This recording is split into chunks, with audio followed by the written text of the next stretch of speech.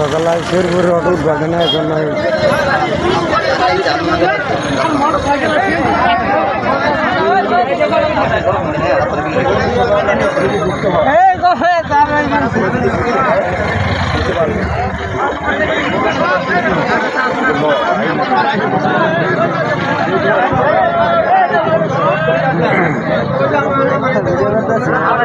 সমস্যা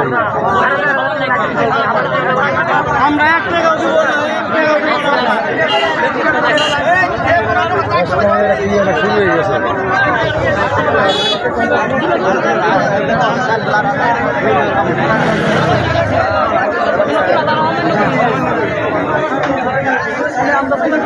সকাল অটো চলবা দেন শেরপুরে এখন রাস্তাঘাট বন্ধ করে দিছে, দেখেন সবাই তার ভিডিও।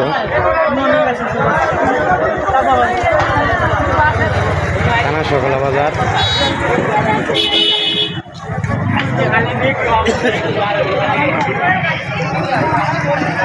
দেখেন সব গাড়িঘাট বন্ধ করে দিয়েছে কানা সকাল লোকে।